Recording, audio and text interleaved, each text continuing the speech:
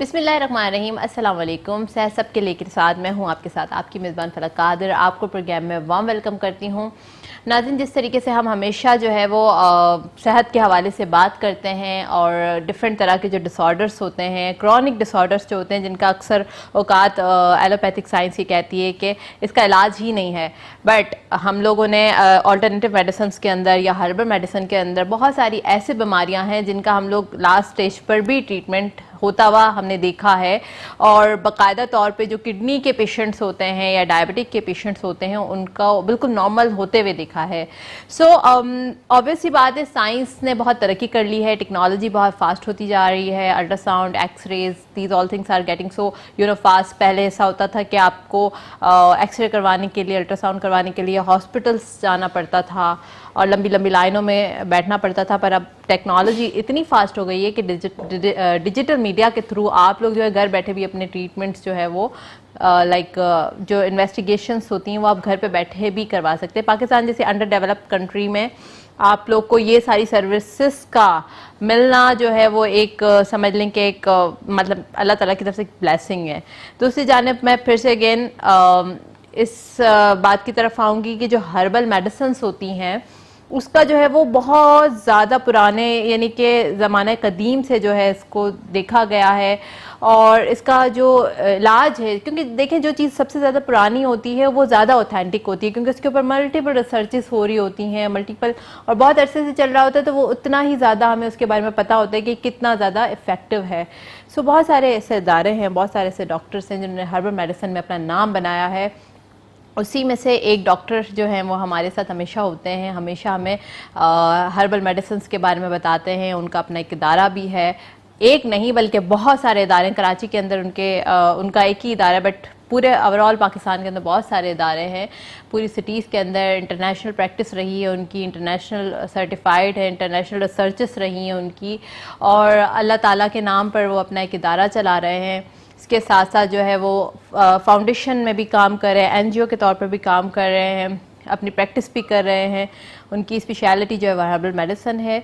और फिर मैं आपको बताऊंगी उनकी जो एक रिसर्च है वो दुनिया को शायद चेंज करने वाली रिसर्च है कि किडनी से रिलेटेड उनकी रिसर्च है। हमारे साथ प्रोग्राम में आज डॉक्टर वकार अहमद न्याज मौजूद है। अस्सलाम वालेकुम सर। बहुत शुक्रिया जी, जज़ाकल्लाह जी, आप दोबारा प्रोग्राम में बुलाने। बिल्कुल सर, आपके आने से हमारे व्यूवर्स बड़ा खुश हो जाते हैं बिकॉज आप ऐसी मतलब बातें करते हैं जो उम्मीद दिलाने वाली बातें हैं। अक्सर लोग पॉजिटिविटी ही सुनना चाहते हैं। जब आपका एक मरीज़, आपका एक प्यारा क्रॉनिक बीमारी से लड़ रहा होता है, जैसे कि किडनी का एक इशू है, तो किडनी का जो इशू हो जाता है तो लोग अक्सर यही समझते हैं कि अब हम बस मतलब दुनिया के ऊपर एक बोझ हो गए, हमें बार बार मल्टीपल टाइम्स हमें डायलिसिस की नीड है और हम लोग डिपेंडेंट हो गए हैं, कोई काम नहीं कर सकते हैं। और उनके फिर जो प्यारे होते हैं, उनके फैमिली अटेंडेंट होते हैं, वो भी बहुत परेशान हो रहे होते हैं कि हाँ अब क्या करें, मतलब अब तो जो है वो जाहिर सी बात है पेशेंट अब डायलिसिस पे चला गया है।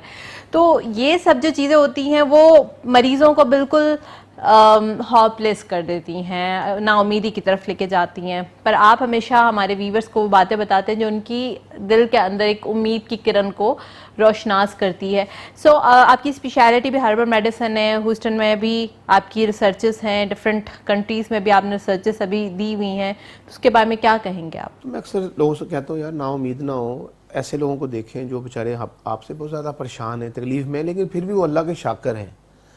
तो बहरहाल ये परेशानियाँ तकलीफ़ें तो आती हैं, और देने वाला वही ज़ात है और उसको ख़त्म करने वाली वही ज़ात है।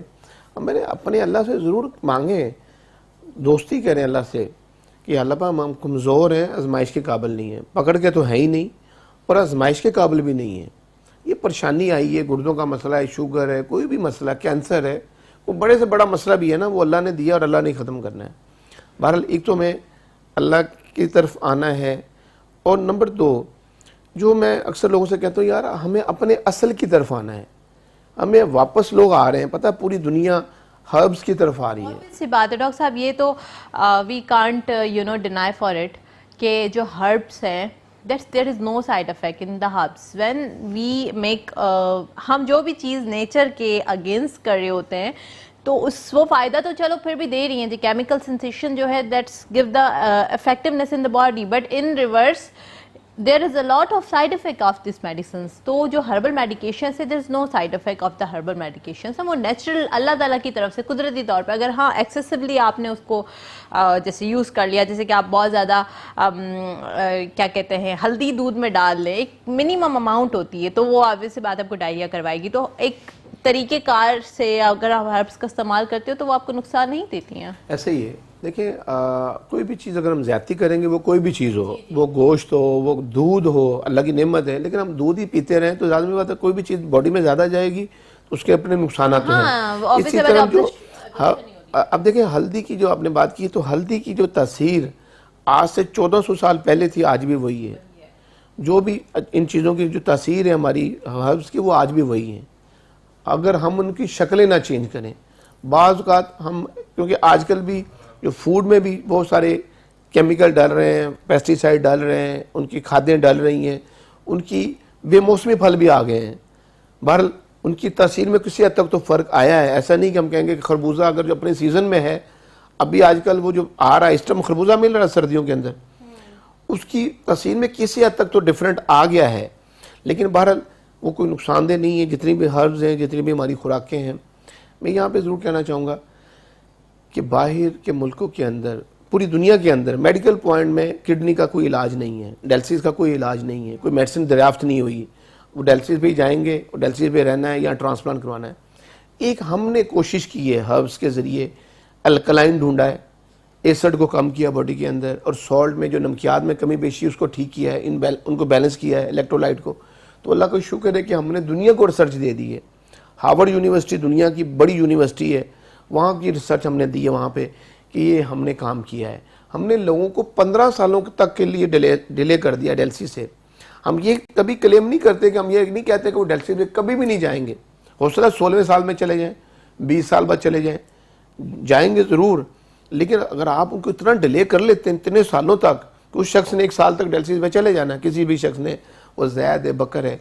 और अगर हम उसको 10 सालों के लिए, 15 सालों के लिए अपनी ग़िज़ाई चार्ट पे जो हमने बनाया है 2.5 साल की मेहनत से, और अपनी हर्ब्स ढूंढी हमने, जो चीज़ें ढूंढी है मुख्तलिफ़ किस्म की, उनको देते हैं बाई माउथ, और अल्हम्दुलिल्लाह लोग ठीक हो रहे हैं, बेहतर हो रहे हैं, अच्छी ज़िंदगी गुजार रहे हैं। वो लाखों रुपया उनका बच रहा है जो डायलिसिस पे जाने से उनका ख़र्चा आना था। मिसाल कराची के अंदर यहाँ पे अच्छे अदारे हैं, यहाँ पे डायलिसिस फ्री हो रहा है, कर रहे हैं अच्छे अदारे, लेकिन वो किराया तो नहीं देते गाड़ी का, आने जाने का।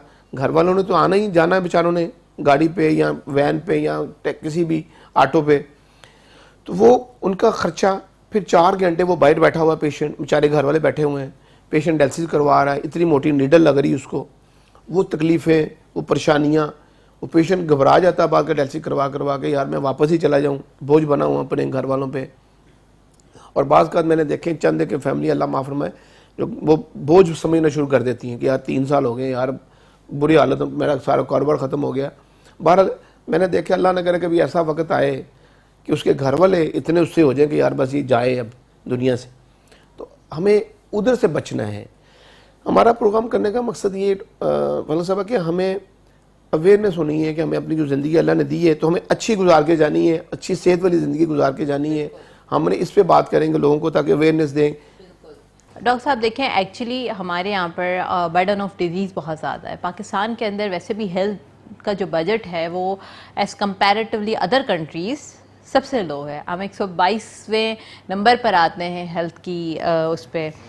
तो अब जो है वो एक तो already we don't have the budget of the health, another thing is that कि वी हैव द कि नंबर ऑफ डिजीज़ जो है, बर्डन ऑफ डिजीज़ जो है ना वो भी बहुत ज़्यादा, कंटीजियस जो बीमारियां हैं, हेपेटाइटिस बी है, सी है, इसके अलावा HIV है, और भी जो ऐसी कंटीजियस बीमारियां हैं जो दुनिया में ख़त्म हो गई हैं।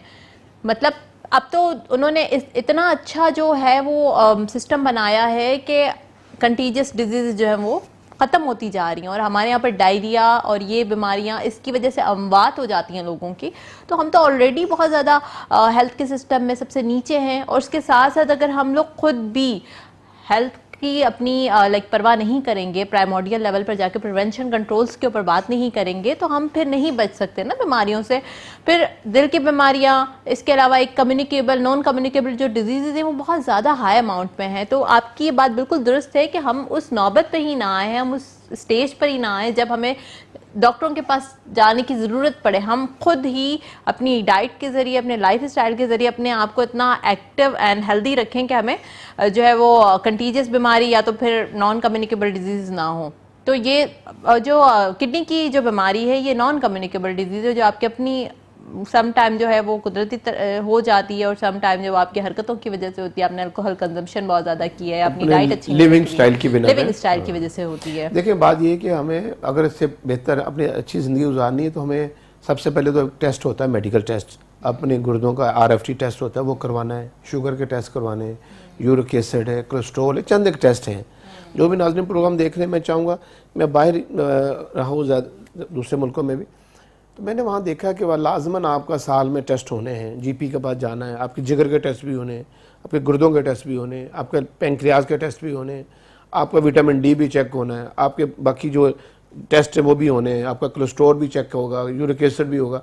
अगर कहीं भी डेफिशिएंसी आ रही है तो उसका इलाज होगा बर वक्त, इसीलिए लोग बचे हुए हैं। लेकिन पाकिस्तान के अंदर क्योंकि ये बहुत कम है, अवेयरनेस कम है, हम टेस्ट ही नहीं करवा रहे होते, डरते मारे नहीं करवा रहे होते। शुगर हो चुकी होती है, पेशेंट को भी पता चल रहा होता है, मरीज़ को, बंदे को पता चल रहा होता है, यार मुझे कुछ लग रहा है, मेरी खुश्क हो रहा है, मेरा मुझे प्यास से ज़्यादा लग रही है, मेरा मुंह खुश्क हो रहा है, मुझे कोई सिम्टम आ रहे हैं। वो डरते मारे नहीं टेस्ट करवा रहा होता है, यार कहीं शुगर निकल ही ना आए। भाई तुम्हें अगर कोई मसला आ रहा है तो टेस्ट करवाओ, ताकि तुम उसका बर वक्त इलाज कराओ। अपने मीठे को कम करो, वो चीज़ें जो आपके लिए बेहतर नहीं है उसको कम करो, वर्जिश करो, एक्सरसाइज करो, फिट रहो। हम आंखें बंद कर लेते हैं, जैसे कबूतर बिल्ली को देख के आंखें बंद करते हैं, इसी तरह हम आंखें बंद की हुई हैं। बड़ी माजरत के साथ ये मिसाल, क्योंकि अगर हम इसी तरह चलते रहेंगे तो हम एक अच्छी लाइफ गुजार के नहीं जाएंगे। बिल्कुल सही कह रहे हैं कि इस तरीके से हम देखेंगे और डरते रहेंगे और अपना ट्रीटमेंट लाइक टेस्ट नहीं करवाएंगे तो हमें जो है वो ऑब्वियस ही बात है क्रॉनिकली बीमारियों का सामना करना पड़ेगा। एक ब्रेक की जानिब चलते हैं, देखते रहिए सेहत सबके लिए।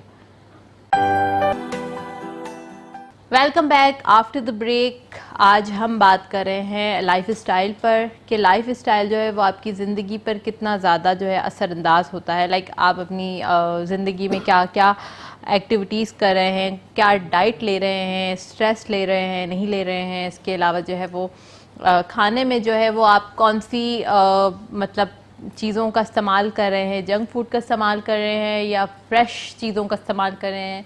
अल्कोहल कंजम्पशन, स्मोकिंग और दीज ऑल थिंग्स आर कि आपको सबको पता है कि आपकी बॉडी के ऊपर कितना ज़्यादा असरअंदाज होती हैं। एक और चीज़ में मैं आपको बताती चलूँ कि जिस तरीके से इस्लाम आपको कहता है ज़िंदगी स्पेंड करने के लिए, उसी तरीके से अगर आप ज़िंदगी स्पेंड करते हो ना तो भी आप हेल्दी रहते हो।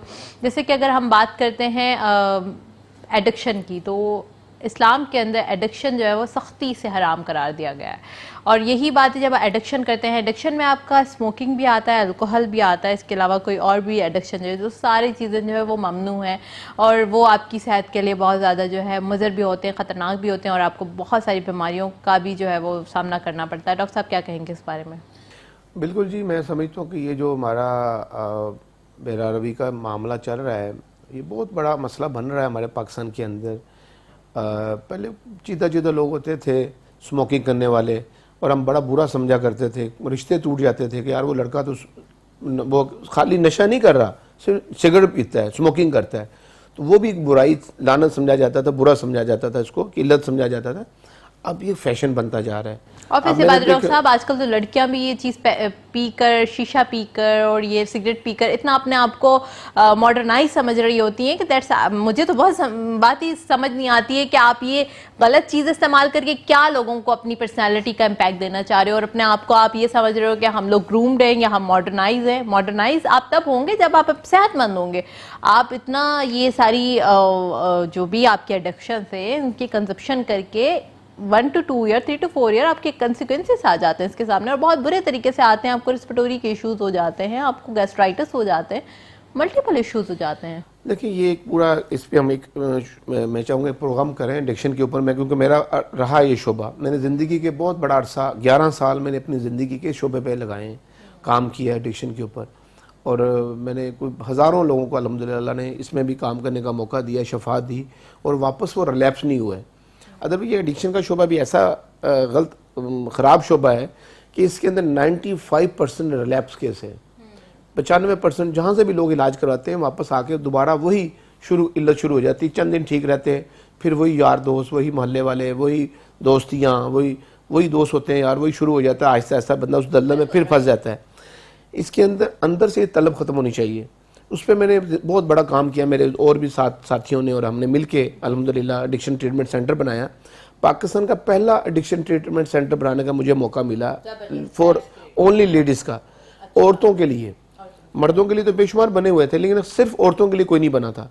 तो मैंने ही लाहौर में मॉडल टाउन के अंदर ये सेटअप बनाया और वहाँ पे बच्चियाँ मेरे पास रहीं। ऐसे ही मैंने खैर उनका इलाज ऐसे ही समझ के किया कि मेरी अपनी बहन है, मेरी बेटी है, मेरी वालदा है, क्योंकि इसके अंदर कुछ ऐसी फैमिलियाँ थी जो जाने अनजाने के अंदर वो चली गई इस दलदल में। एक्चुअली डॉक्टर साहब, जिस तरह आपने यंग बच्चों की बात की है, तो मैं इस मौजू को अपनी स्क्रीन पर ज़रूर डिस्कस करना चाहूँगी कि यंग गर्ल्स जो होती हैं, यानी कि जब बिल्कुल ही आपकी टीन एज शुरू होती है, तो लड़कियां जो होती हैं काफ़ी सेंसिटिव और इमोशनल होती हैं। उस वक्त जो है वो उनको बहुत ज़्यादा इमोशनली अटैचमेंट किसी से हो जाना, या फिर वो मेंटली तौर पर इतनी मैच्योर नहीं होती हैं, तो वो गलत हाथों में ट्रैप भी हो सकती हैं। वो आया कि किसी मतलब इस तरह का ग्रुप हो लड़कों का या फिर कोई ऐसी लड़कियों का जो ये एडिक्शन करते हैं, तो वो मेंटली तौर पर अगर थोड़ा अपसेट होती हैं तो वो सोचती हैं कि शायद हम ये एडिक्शन स्टार्ट करेंगे तो हमें थोड़ा रिलैक्सेशन मिलेगा। राह फरार है, राह फरार है, बिल्कुल सही। ओके, होता यही है कि लोग समझ रहे होते कि मैं इस तरह करके मैं इजी रहूँ, रिलैक्स रहूँ। मैंने जैसे जिक्र कर रहा था कि कई ऐसी अच्छी फैमिली की लेडीज़ भी मेरे पास आई हैं जो सिर्फ टेंशन डिप्रेशन की बिना पे उन्होंने सहारा लिया मुख्तलिफ किस्म की मेडिसिन का, और फिर वो आदी हो गई। एक वक्त हुआ कि वो उनके बगैर रह नहीं सकता, बंदा आदी बन जाता, बॉडी के अंदर जरूरत बन जाती है। तो ये निकालना होता है जहन से, बॉडी से। ये 90 दिन का टाइम होता है। हम समझते हैं हमने 15 दिन रखा है मरीज को, बाजी जाए भाई 90 दिन लगते हैं खून से निकलते हुए निकोटीन को, और जितने भी एडिक्शन की चीजें होती हैं निकलते निकलते खून साफ होने में 90 दिन लगते हैं। ओके, यानी 3 months। ओ माय गॉड, 3 माह। और होता ये कि अंदर से ये तलब हो रही होती है, अंदर से तलब नहीं जाती अगर 3 माह तक हम उसको नहीं रखते। हमने देखा है कि अक्सर वो लोग जो थोड़ा सा ट्रीटमेंट कराया वो चले गए और जाके रिलैप्स हो जाते हैं। हम लोगों को दीन की तरफ लाते थे, यार तुम्हारा मकसद क्या है दुनिया में आने का, और ये बड़ा टफ तरीके से ले जाना पड़ता है लोगों को। काउंसलिंग है ना, काउंसलिंग है, फिर उनको वो मेडिसिन दी जाती है जो अंदर से तलब खत्म करे। और मैंने देखा है एडिक्शन का ट्रीटमेंट सिर्फ होम्योपैथी मेडिसिन से है, हर्बल से भी नहीं है। मैं किडनी का इलाज हर्बल से कर रहा हूँ, मैं होम्यो से नहीं कर रहा। मैं हर्ब्स के जरिए सारा फार्मूला दिया दुनिया को, मैंने जो भी अपनी रिसर्च दी है। हाँ, किसी हद तक होम्योपैथी मेडिसिन काम अच्छी करती हैं, लेकिन एडिक्शन के शोबे में सिर्फ होम्योपैथी मेडिसिन, और वो भी क्यू पोटेंसी के अंदर। मेरे पास ऐसा फार्मूला है, 5-6 मेडिसिन मैंने फार्मूला बनाया है जिससे मैं अभी भी ये इलाज करता हूँ। वो लोग डॉक्टर साहब जो परेशान हैं और घर में ट्रीटमेंट करवाना चाहिए, हालांकि घरों में होता नहीं है, लेकिन ये कोई 5-6 ऐसी मेडिसिन है, अगर वो घर में रह के नहाएं दिन में 2 दफ़ा, और अगर जेंट्स हैं तो हेड शेव करवाएं, और खुराक अपनी बहुत सिंपल सी रखें, और ये मेडिसिन यूज़ करें तो वो एडिक्शन से निकल सकते हैं। और ये फ्री ऑफ कॉस्ट मैं दे रहा हूँ लोगों को, ये भी ताकि लोगों को फ़ायदा हो जो नाज़रीन प्रोग्राम देख रहे हैं, जिनके बच्चे या रिश्तेदारों में कुछ ऐसे लोग फंसे हुए हैं दलदल में और वो चाहते हैं कि हम निकलना। तो उसके लिए 50% वो करेंगे मेहनत, 50% हमारी मेडिसिन करेगी। उनको 100% मेहनत नहीं करनी पड़ेगी, क्योंकि विड्रॉल कंडीशन इतनी खतरनाक होती है कि बंदा डरते मारे वो चाह ही नहीं रहा था कि मैं छोड़ूं। वो कहता नहीं मैं लेता रहूं, मैं उसी दलदल में रहूं, उसको टेंशन होती है। विड्रॉल कंडीशन भी एक तकलीफ दे चीज़ है, तो आधी तकलीफ हम उसकी बचा देंगे, आधा उसको क्या करना होगा। वो पंजाबी की एक मिसाल है हमारी कि मक्के जाए नहीं मुकदी जब बंदा दिलों ना मकाए। दिल से वो मका लें, ऊपर तल्लक बना लें, अल्लाह से कहीं अल्लाह पर निकालना मुझे, और हम उसके लिए मदद करेंगे। मैं एडिक्शन ट्रीटमेंट सेंटर भी बना रहा हूँ, ये रहमान फाउंडेशन जो हम फ्री डायलिसिस सेंटर चला रहे हैं, बहुत बड़ी खिदमत कर रहे हैं। हम ये एडिक्शन ट्रीटमेंट सेंटर भी बनाने का बिल्कुल डॉक्टर साहब, इसके ऊपर भी हम पूरी डिटेल में एक प्रोग्राम कर लेंगे एडिक्शन पर अगेन हम अपने टॉपिक की तरफ आते हैं कि जो एडिक्शंस होते हैं डिफरेंट तरह के, पान छालिया या फिर स्मोकिंग, एंड फिर उसके बाद जो है अल्कोहल कंजम्पशंस, ये किस हद तक आपके किडनीज को डैमेज कर रहे होते हैं, because this all things are toxic. आपकी बॉडी के अंदर टॉक्सिसिटी को जो है वो बढ़ाती है। और किडनी जो है वो ऑब्वियस ही बात है, अल्लाह ताला ने उसको इतना अच्छा बनाया है कि वो फिल्टर तो कर रही है, पर एक वक्त आता है कि फिल्ट्रेशन की उसकी भी जो है एबिलिटी थोड़ी रिड्यूस हो जाती है। उसके बारे में आप क्या बताएंगे, कितने हद तक ये डैमेज कर रहा है? देखें जी, कोई बहुत ज़्यादा इसमें जो 10 वजूहात हैं गुर्दे ख़राब होने की, उसमें ये वजह नहीं आ रही। ठीक है, ये शायद 15-16 नंबर पे आए। ठीक है, तो ये जो इतना इनिशियल 1 to 10 आपका नंबर से उसके बाद याद ये है, कहीं fine। बाद में आता है। लेकिन बहरहाल इसका मकसद ये नहीं, मतलब ये नहीं है कि बंदा जो मर्जी करता रहे, कुछ ही करें। ये स्मोकिंग है, छालिया है, ये पान है, ये गुटके हैं, ये अल्कोहल है। तो अल्कोहल लंग्स को डैमेज कर रहा होता है, किडनी को इतना इफेक्ट नहीं करता। लेकिन बहरहाल ये गुनाह हमारे इस्लाम में इजाज़त नहीं है। हो सकता है लंग्स की वजह से इजाज़त ना हो कि गन पियेंगे और बंदा वैसे अपने होश को खो बैठता है और तरफ चला जाता है। स्मोकिंग कर, नहीं, ये अल्कोहल की बात कर रहा हूं। अल्कोहल तो फिर ऑब्वियस ही बात है, दिस इज अ वेरी इसमें वेरी कुरान में भी आया है, हमें वो चीजें Resistance जो हमारे है ये तो, इस्लाम में strictly मना है स्टिक। लेकिन हम स्मोकिंग को या पान को या गुटके को हम इनको कोई नॉर्मल चीज़ें लेते हैं, आम लोग इस्तेमाल कर रहे हैं। बहरहाल ये भी हमारी हेल्थ के लिए कोई अच्छी चीज़ें नहीं हैं। मैं चाहूँगा, मैं जो अहम बात करना कि जो भी लोग इन चीज़ों में लगे हुए हैं और वो बचना चाहते हैं, तो ये बड़े अच्छे मौके महीने आते हैं, कुछ महीने आते हैं इनसे निकलने के, इस दलदल से निकलने के। वो ये मार्च का महीना है, अप्रैल का महीना है। इसमें जो ये गर्मियों वाले सीज़न है, तो जो एडिक्शन वाले बंदे होते हैं, कोई भी जब एडिक्शन छोड़ता है उसको सर्दी बहुत लगती है, उसको कपाहट ठंड लगती है, वो डरते मारे नहीं छोड़ रहे होते। ये जो गर्मियों के महीने हैं वो नहा नहीं रहे होते, उनके लिए नहाना एक अजाब होता है। उनको कहा जाए नहाए तो वो परेशान हो जाते हैं कि नहाना नहीं हमने। तो ये क्यों नहाना क्यों नहीं है, क्या महसूस क्योंकि होता वो है? उनको सर्दी लग रही होती है, उनको डर लग रहा होता है कि यार मैं कहीं सुकड़ ही ना जाऊं ठंड से। मेंटली तौर पे जो भी एडिक्शन वाले लोग हैं, साइकोलॉजिकल डिसऑर्डर, नफसाती तौर पे वो बंदा घबराया होता है। ये गर्मियों के महीने के अंदर एडिक्शन छोड़ने का बड़ा अच्छा मौका होता है। और इस महीनों के अंदर मैंने इसमें खैर हम पूरा एक प्रोग्राम करेंगे, लेकिन ये जो मैं जरूर कहना चाहूँगा, इसको सम अप करते हैं कि वो लोग जो इस दलदल में हैं और शुरुआत है अभी, वो निकल सकते हैं अपनी खुराक के ज़रिए, अपने लिविंग स्टाइल के ज़रिए। नहाएं, पाक साफ रहें, नमाज शुरू करें। उठक बैठक से इंसान बड़ा फिट रहता है।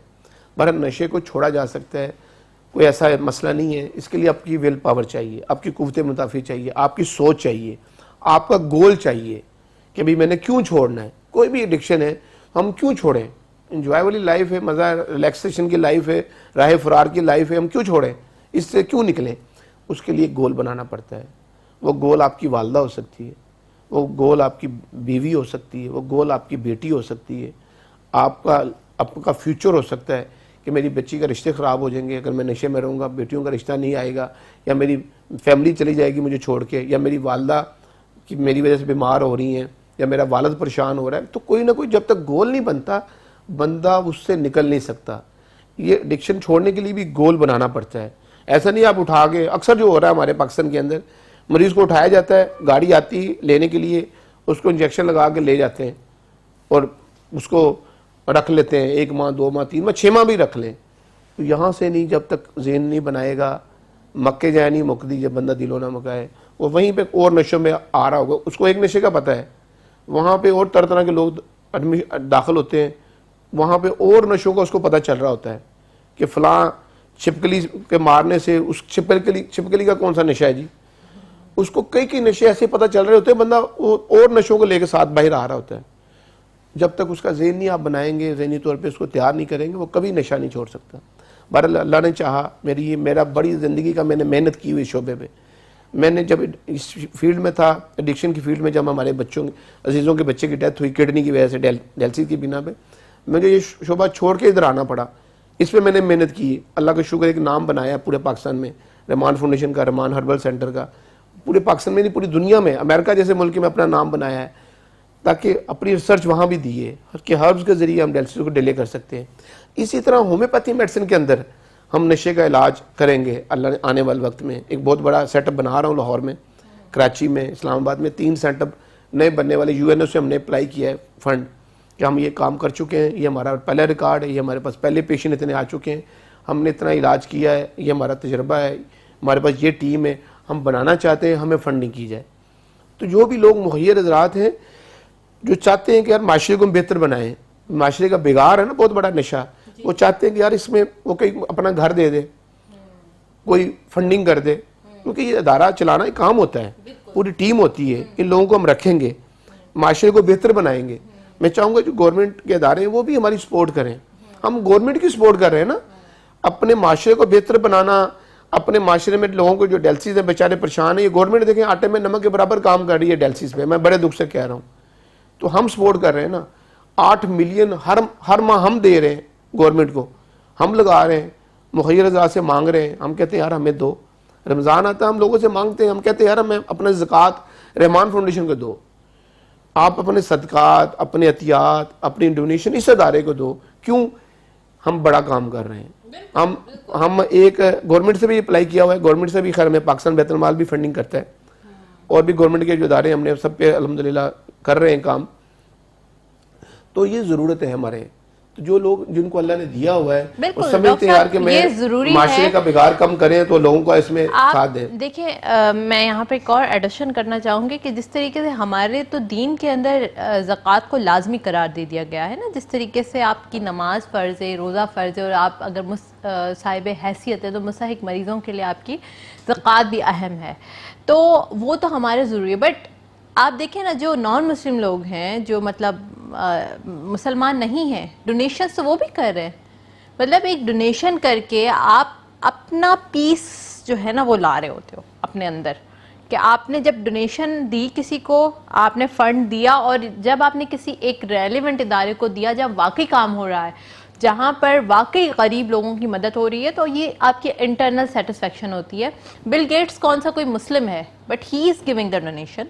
बहुत सारे ऐसे लोग हैं जो जिनके मज़हब में भी डोनेशन कोई इतना इम्पॉर्टेंट नहीं है, या फिर उनको कोई मतलब उनके ऊपर फ़र्ज़ नहीं है, पर फिर भी वो डोनेशन दे रहे हैं। तो फिर जो लोग हमारे मुस्लिम लोग हैं, अच्छा इस्लाम से ताल्लुक़ जिनका है, तो वो तो उनके लिए तो बहुत ज़रूरी है कि वो एक ख़ास इदारे को या फिर ऐसे इदारे को अपना फ़ंड दें जहाँ पर बाकायदा इलाज होता है। और मैंने वाकई डॉक्टर साहब पाकिस्तान के अंदर, इवन कराची के अंदर ऐसे ऐसे हॉस्पिटल्स देखे हैं जहाँ पर मैं खुद गई हूँ, एक इन्वेजिलेशन के लिए गई हूँ, देखने के लिए गई हूँ, और मुझे वाकई वहाँ पर महसूस हुआ है कि वाकई हमारी ज़कात यहीं जानी चाहिए। आपका इतना ऑर्गेनाइज सिस्टम, इतना अच्छा और इतना ज़बरदस्त वेल सिस्टम कि आपको लगता है आप आगा खान में आ गए हैं। तो बहुत सारे ऐसे अदारे हैं जो वाकई काम कर रहे हैं और जो वाकई उनको हमारी ज़कात देना ज़रूरी है। सो आपका उसी में से मैं आपके इदारे में भी आ चुकी हूँ, और आपके भी जो इदारे में फेयरली काम हो रहा है, तो मैं अपने व्यूवर से यही कहूँगी कि आप लोग जाएँ, सिर्फ एक बार विज़िट करें, उसके बाद आपको यकीन होगा कि वाकई यहाँ पर जो है वो वाकई काम हो रहा है। देखिए डॉक्टर साहब, बात यह है कि जिसने भी देना है वो अपने माल को पाक करने के लिए देना है, बिल्कुल। और 2.5% देना होता है आपका। कितना बड़ा कारोबार अल्लाह से कर रहे हैं अल्लाह ताला, कि 97% कारोबार है, यानी कि आपने 2.5% दिया तो अल्लाह से कारोबार कर लिया। और ये आपका देना माल को पाक साफ करना, ये ज़रूर निकालें, किसी इदारे को भी दें, ज़रूर देखें जो अच्छे इदारे हैं, जेन्युइन इदारे हैं, काम कर रहे हैं, फलाई काम कर रहे हैं, उनको दिया जाए। और देखें जो अभी आपने बिल गेट्स की बात की है, उनको नहीं पता कि 10 दुनिया 70 आखिर, उनको नहीं पता, वो कर रहे थे। यही मैं बात बताना चाह रही हूँ कि वो लोग तो इस चीज को देखते हुए नहीं दे रहे, वो तो सिर्फ और सिर्फ अपनी पर्सनल सेटिस्फेक्शन के लिए दे रहे हैं। और हमें जब पता है, हमें तो मालूम है कि हमें क्या मिलने वाला है, दुनिया में भी हमें है और आखिरत में 70 गुना।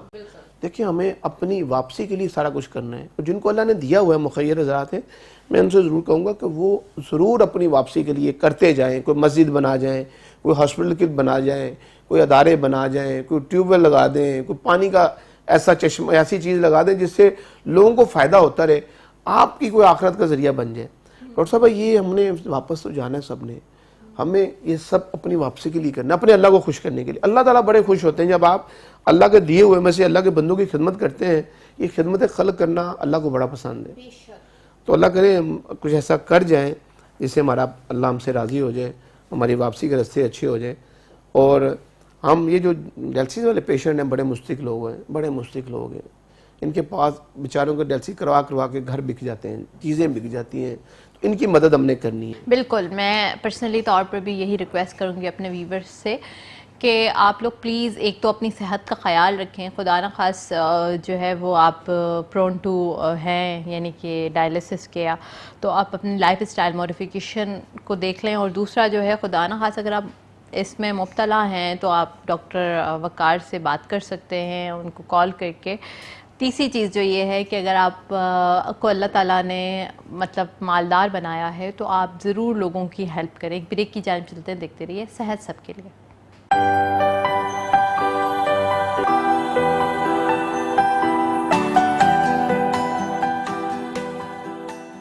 Welcome back after the break. आज हम लाइफ स्टाइल मॉडिफिकेशन पर बात कर रहे हैं और साथ साथ में हम किडनीज डिसऑर्डर यानी कि गुर्दों के अमराज से रेलेवेंट बात कर रहे हैं कि कौन सी ऐसी वजूहात हैं जो आपके गुर्दों के लिए बहुत ज़्यादा आपकी गुर्दों के लिए उनको डैमेज करने का बायस बनती हैं। डॉक्टर वकार हमारे साथ मौजूद हैं जो बता रहे हैं कि हमें क्या क्या इम्पॉर्टेंट ऐसी एडिक्शंस हैं या फिर कोई ऐसी आपकी लाइफ के अंदर आदत हैं उनको आपको चेंज करना है। जी डॉक्टर साहब। देखिए डॉक्टर साहब, सबसे पहले तो जब भी ये मौसम बड़ा अच्छा आया हुआ है इस टाइम, अभी स्ट्रॉबेरी आजकल आई हुई है। हाँ, स्ट्रॉबेरी बहुत अच्छी विटामिन सी प्लस सब कुछ उसके अंदर होता वो है। ज़रूर खाएं। मैं अक्सर कहता हूँ अपने प्रोग्राम के अंदर, या जब भी कोई मौसमी फल आए वो कोई भी हो, एक दफ़ा उसको आप पेट भर के खाएं। और ख़ास तौर पर उस वक्त जब वो पूरे सीज़न में हो, पीक पे हो, आपको जहाँ नज़र आए जाएं और आपको लग रहा हो यार स्ट्रॉबेरी स्ट्रॉबेरी नज़र आ रही है, उस पीक का ज़माना होगा। शुरू में नहीं, एंड पे नहीं, दरमियान में। सस्ती भी होगी, कोई महंगी भी नहीं होंगी, आप उस टाइम खाएं। वो कोई भी फल हो, वो आम हो, वो किन्नू हो, वो शहतूत हो। अभी शहतूत आने वाले हैं। अच्छा, ये कुछ फल होते हैं जो एक माह के लिए आते हैं, उनका पीरियड होता है 30 से 40 दिन। कुछ फल होते हैं पूरा साल ही मिलते हैं, केला है पूरा साल ही मिलता है, सेब है, और कई फल हैं। शहतूत हो गया, जामुन हो गया, लुकाट हो गई, ये कुछ ऐसे फल हैं जो सिर्फ 30 से 40 दिन का टाइम होता है। जब भी शहतूत आए उसको ज़रूर खाना चाहिए। इसी तरह जब लुकाट आए, कई दफ़ा मैं होता है कई सालों में पिछले कि मैं सोचता हूँ यार इस दफ़ा लुकाट पेट भर के खाऊंगा, इस दफ़ा टाइम ही नहीं मिल पा रहा होता लाइफ के अंदर कि हम करें कि यार हाँ इस सीज़न में तो मैंने शहतूत खाए हैं, अच्छा, इस सीज़न में तो मैंने यार जामुन पेट भर के खाए हैं। तो जब भी कोई भी मौसमी फल आए तो डॉक्टर खाएं साहब, ज़रूर। हमारे लिए सबसे ज़्यादा जो प्रॉब्लम होता है वो हमारा टाइम नहीं होता है। डॉक्टर्स के लिए तो बड़ा मुश्किल होता है मैनेज करना टाइम को। ऐसा ये खैर हमारे लिए तो है, लेकिन चलें जो बाकी नाज़रीन देख रहे हैं जो एक अपनी अच्छी लाइफ गुजारना चाह रहे हैं, हम भी शुक्र अल्लाह ने बड़ा आसान है कि अच्छी लाइफ गुजार रहे हैं, लोगों को अवेयरनेस दे रहे होते हैं, खुद भी कोशिश लाजमी बात है, फिर बंदा कोशिश करता है यार मैं भी एक अच्छी ज़िंदगी गुजारूं। अगर मैं एक डॉक्टर होकर बीमार होऊंगा तो लोग क्या लेने आएंगे, वो कहेंगे यार कहाँ भी डॉक्टर साहब तो खुद बीमार हैं तो हम इनके पास क्या लेने जाएँ। तो हमें भी सेहतमंद रहना है और दूसरों को सेहतमंद रहने के लिए जितने भी हमसे हो सके हम उनको बताया जाए कि यार ये सेहत वाली ये खुराकें हैं और सेहत वाली ज़िंदगी गुजारने के लिए हमें करना क्या है। डॉक्टर साहब यहाँ पे मैं बताना चाहूँगा, आजकल शुगर के हवाले से बड़ा अच्छा सीज़न है शुगर के इलाज का। ये जो मार्च और अप्रैल महीने हैं इसमें अच्छे जो हमारे पार्क हैं वो आजकल आबाद हुए हैं। ये अच्छा मौसम है, जैसे भी गर्मी आएगी लोग कम पसीना आना शुरू हो जाएगा जून जुलाई में अगस्त में। हम अक्सर एक मिसाल देते हैं कि पानी और ब्लड और खून जो है ना, खून और हमारा जो पानी है वो एक हुआ होता है, पसीना जो है वो नहीं आना चाहिए या हमें वॉक नहीं करनी चाहिए। तो इस सिलसिले में मैं ज़रूर कहूँगा कि ये 2 महीने बहुत अच्छे हैं। वॉक करें, एक्सरसाइज करें, जॉगर पहने, ट्रैक सूट पहने, पार्क में जाएं, वॉक करें। जो लोग जिनको शुगर है वो 2 माह एक्टिव रहें, 2 माह वर्जिश कर लें, एक्सरसाइज कर लें, तो वो बड़ा अगले 4 माह के लिए फिट हो जाएंगे। जुलाई मार्च अप्रैल में वो करें वॉक एक्सरसाइज, मई जून जुलाई अगस्त और सितंबर में ये 5 माह के लिए फिट हो जाएंगे। फिर आगे अक्टूबर बड़ा अच्छा महीना आ जाएगा, नवंबर, या फिर ना सर्दी है ना गर्मी है, दिसंबर में फिर सर्दी शुरू हो जाती है, लिहाफ शुरू हो जाते हैं, रज़ाइयाँ, पंजाब की बात कर रहा हूँ, नहीं निकला जाता, धुंधें शुरू हो जाती है, धुंध वगैरह, स्मोक आ जाती है। आजकल जैसे चल रही है लाहौर में, जैसे इस सीज़न के अंदर सर्दियों में निकलना मुश्किल हो जाता है। फिर ये हमें मार्च और अप्रैल महीने मिलते हैं ये वाले।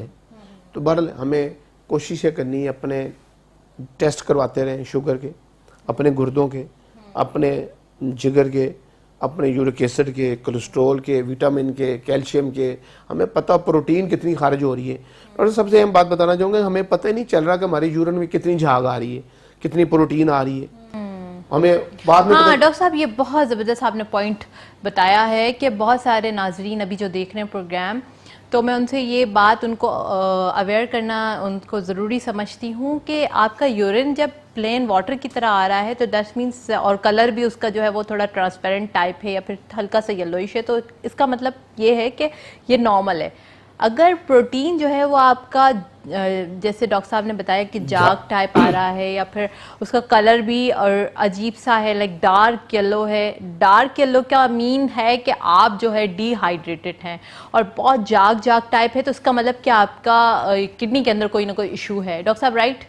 बिल्कुल ठीक है। तो ये मैं अपने नाजरीन को अवेयर करना चाहती, दैट्स वेरी इंपॉर्टेंट पॉइंट जिगर आपने। की हम गर्मी क्या लेते हैं, जैसे हम कहते हैं इलेक्ट्रोलाइट इन जो हमारे एलएफटीज हैं, वो उसमें लाजमी बात है एंजाइम जो है वो बड़े होते हैं, एलएफटी हमारे एसजीपीटी एएलटी, तो वो एक खास रेशो होती है हमारे, तो अगर उसकी भी वजह येलोइश हो जाता है। लेकिन अगर यूरिन में झाग आ रही है तो इसका मतलब है कि आपके प्रोटीन खारिज हो रही है, आपकी एल्ब्यूमिन खारिज हो रही है, बहुत ज्यादा जाग आ रही है आपके तो ये आनी चाहिए 150 तक, मेरे भी और आप तक जो नाज़रीन प्रोग्राम देख रहे 150 आपका जो है नॉर्मल रेंज। अब लोगों की आ रही होती है 600, 700, 1000 को हम 1+ कहेंगे, 2000, 2+, 3+, इतनी ज़्यादा आने से क्या होता है कि गुर्दे के जो नेफ्रॉन सेल्स है, जो जाली है वो खुलना शुरू हो जाती है और वो नेफ्रॉन डैमेज होने शुरू हो जाते हैं। गुर्दे खराब होने की 10 बड़ी वजूहात में तीसरी वजह प्रोटीन का ज़्यादा आना, शुगर का हाई रहना पहले नंबर, ब्लड प्रेशर का हाई रहना दूसरी वजह, प्रोटीन का ज़्यादा आना तीसरी वजह।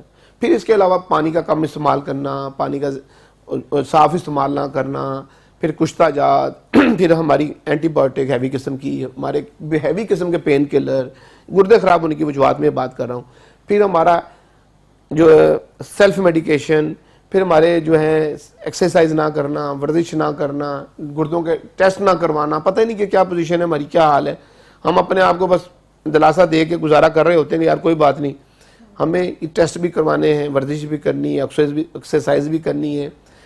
खैर ये बेशुमार वजूहात में एक वजह प्रोटीन भी है, तो हमें प्रोटीन के टेस्ट भी कराने, यूरिन के टेस्ट करवाने, जो भी नाज़रीन प्रोग्राम देख रहे हैं बड़े सस्ते से टेस्ट होते हैं, कोई महंगे टेस्ट नहीं है। डॉक्टर साहब आपने तो माशाल्लाह से सबके लिए उनकी ज़िंदगी आसान कर दी है कि रहमान फाउंडेशन जो है वो आपका फ्रीली टेस्ट करता है आरएफटी का, तो अब आपका बड़ा रश होता होगा हमारे कोई रश नहीं होता जी, बड़े माजरे से अच्छा, इट मींस दैट कि आपको मुफ्त में भी अपनी सेहत प्यारी नहीं। पाकिस्तान के अंदर देखा जा रहा है प्रोग्राम, पाकिस्तान से बाहर भी देखा जा रहा है, और मैं कह रहा हूँ बार बार चैनलों पे, यार आओ टेस्ट कराओ, फ्री ऑफ कॉस्ट आपका टेस्ट हो रहा है आपकी किडनी के फंक्शन का। टोटल पता कितने लोग आए हैं, अब मैं क्या बताऊं, मुझे खुद दुख होता है, सिर्फ 5 लोग आए हैं कराची में कि जिन्होंने ये कहा आकर कि हमने प्रोग्राम में देखा, डॉक्टर साहब ने कहा था कि हमारे टेस्ट फ्री करें गुर्दों के आरएफटी, 5 लोग पूरे महीने में।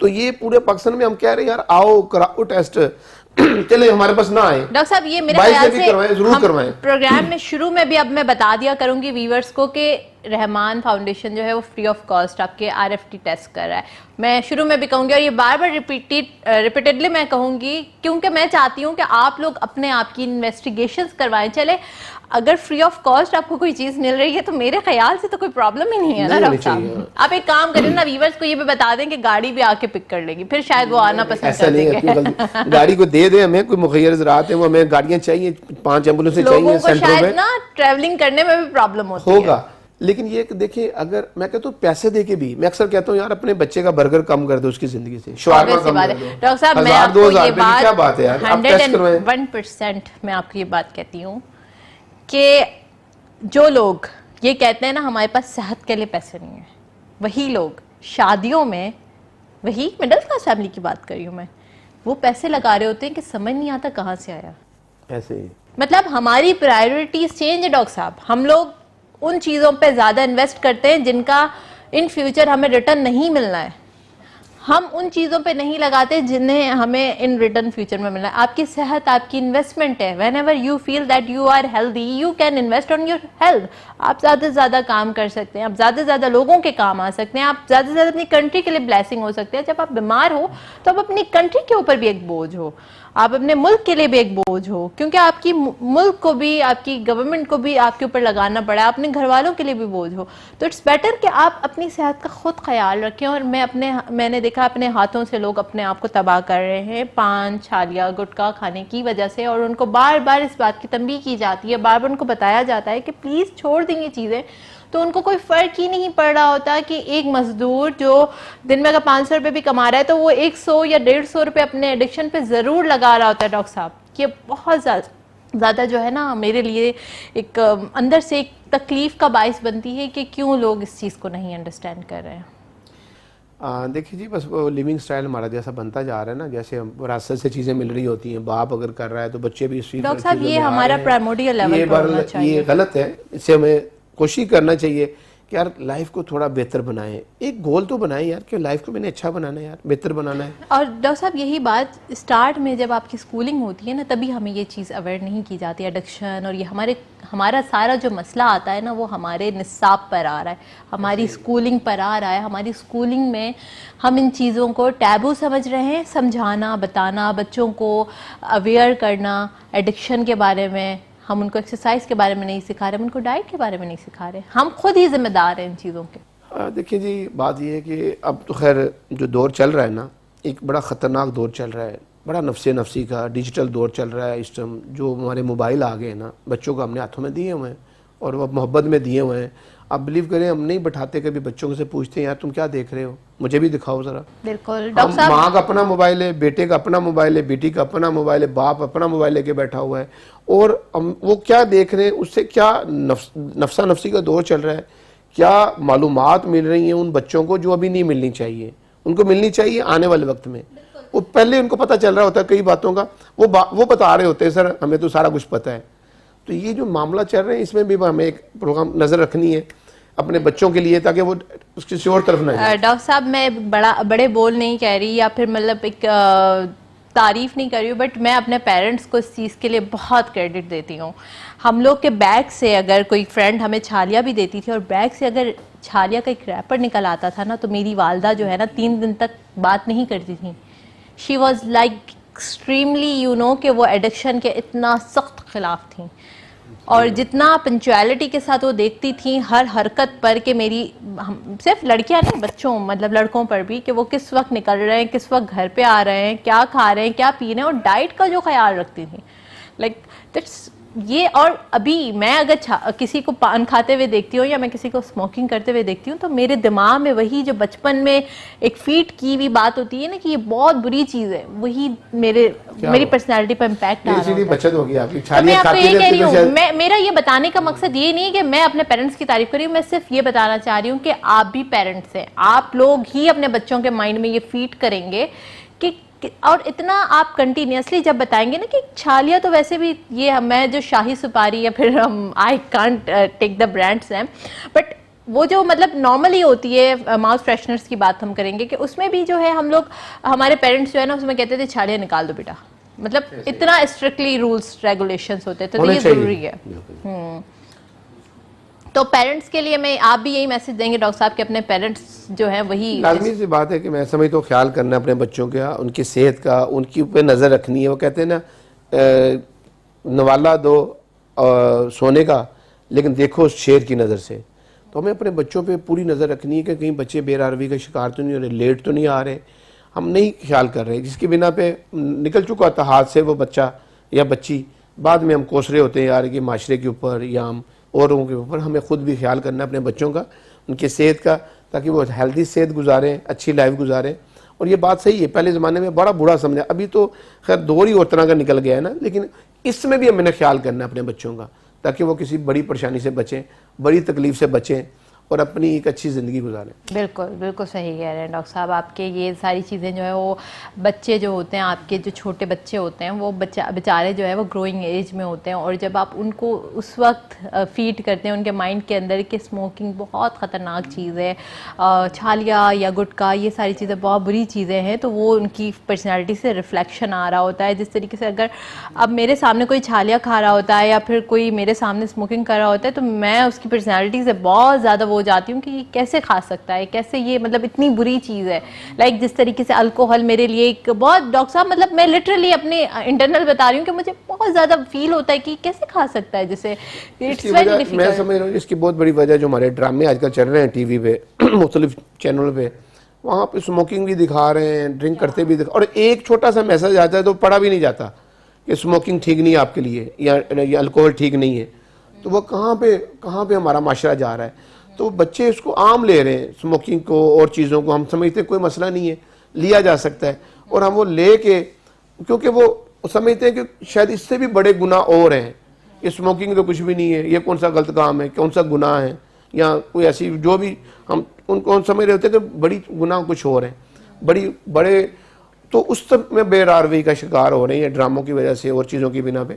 बहरहाल ये हमारा जो माशरा सिस्टम चल रहा है, हमें कोशिश करनी चाहिए अपने घरों के अंदर चैनल भी अच्छे लगाएं, वो अच्छे ड्रामे जो समझें कि यार इसमें कोई सुसर बहू पे नजर नहीं रख रहा, कोई और गलत किस्म के ड्रामे नहीं चल रहे। इस बात को तो प्लीज यहाँ क्लोज कर दें, क्योंकि इसमें तो बातों से बात निकलेगी। और लिटरली दैट्स, आपने बहुत वैलिड पॉइंट उठाया है कि बहुत सारी ऐसी चीज़ें हैं जो मतलब हम लोग खुद ही फीड कर रहे हैं अपने आने वाली नस्लों के माइंड के अंदर। We need to make the dramas and stories like that कि जो हमारी जनरेशन को मोटिवेट करें उनको। और जैसे हम लोग अगर देखते हैं कुछ हॉलीवुड की मूवीज़ को, तो वो इतनी मतलब लेसनेबल होती हैं कि देखने के बाद जो है वो हमें कहीं ना कहीं कुछ ना कुछ सीखने को मिलता है। तो there the things we need to bring in our you know कि हमारे एंटरटेनमेंट के अंदर ये चीज़ें आनी चाहिए। और हमारे जो बच्चे हैं, जो हमारी नस्ल है, वो हमारे लिए आगे एक कि वही हमारे लिए सरमाया होती है। तो हमें वो सारी चीज़ें जो है वो उनके माइंड के अंदर फीड करनी चाहिए। डॉक्टर साहब बहुत शुक्रिया, आप प्रोग्राम में तशरीफ़ लाए हैं,